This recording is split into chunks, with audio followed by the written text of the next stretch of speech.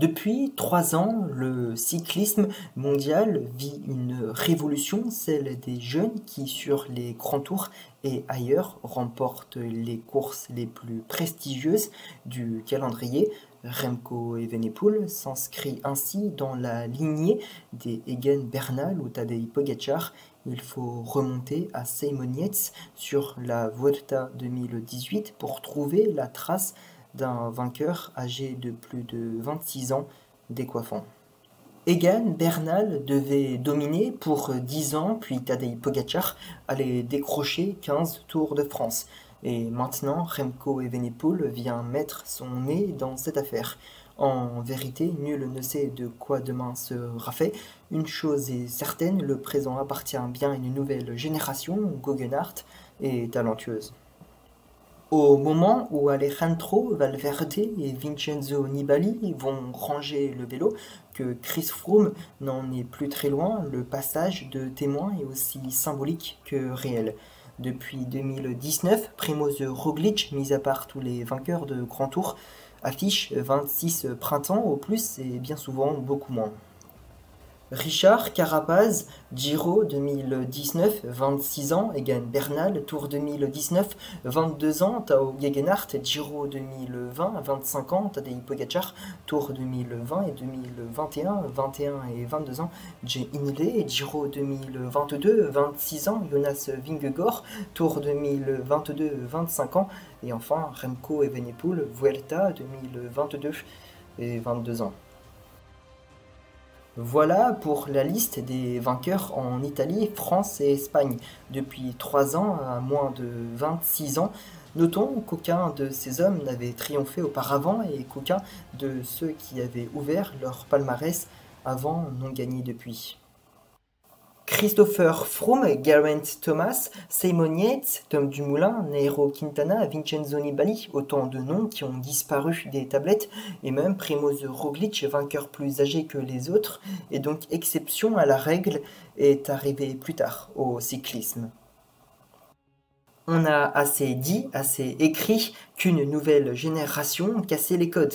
Il faut aussi relever qu'elle le fait en gagnant si Mathieu Van Der Poel et Wout van Aert, du haut de leur charisme, s'inscrivent toujours un peu au-dessus de la mêlée sur les courses de 3 semaines. Avoir plus de 26 ans n'est plus une condition sine qu'un non à la victoire, au contraire même.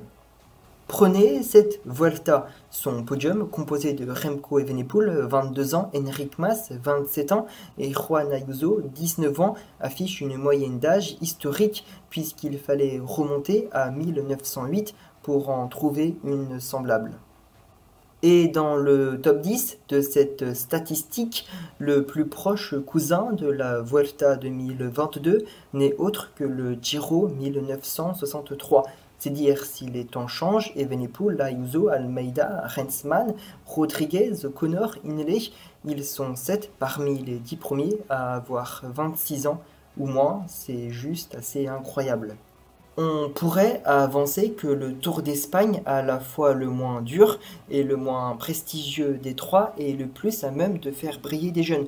C'est vrai, n'est-ce pas là que l'on a fait connaissance avec Tadej Pogacar, mais la liste précédemment citée des vainqueurs de Grand Tour depuis 2019 prouve qu'ailleurs aussi les jeunes pousses se font leur place. Ils n'attendent plus que les vieux veuillent bien leur laisser de l'espace, ils prennent toute la lumière sans demander leur reste.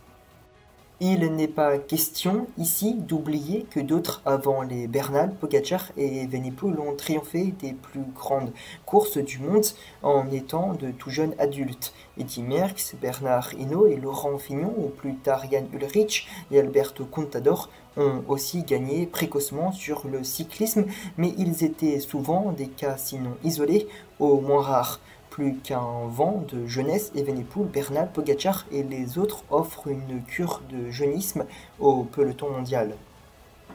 Celle-ci durera-t-elle? Par définition, les jeunes d'aujourd'hui seront les vieux de demain ou d'après-demain pour les plus chanceux d'entre eux. Seront-ils poussés par d'autres coureurs encore plus jeunes, les Juan Ayuso, 19 ans, Sian Brooks, 19 ans, Lenny Martinez, 19 ans, Leo Waiter, 21 ans, ou d'autres possibles. L'extrême professionnalisation des catégories de jeunes dans le cyclisme permet aujourd'hui à ces gamins d'arriver dans le monde des très grands déjà prêts et d'ainsi pouvoir faire parler leur potentiel sans attendre de prendre de la bouteille qu'apportent les noms, le cyclisme est entre de bonnes mains. Voilà, c'est la fin de cette vidéo d'actualité cyclisme. J'espère que celle-ci vous aura plu. Si c'est le cas, comme d'habitude, pensez à liker cette vidéo et si vous aimez mon contenu, n'hésitez pas à vous abonner. Autrement, moi je n'ai plus qu'à vous donner rendez-vous dans quelques jours pour une nouvelle vidéo. Allez, salut!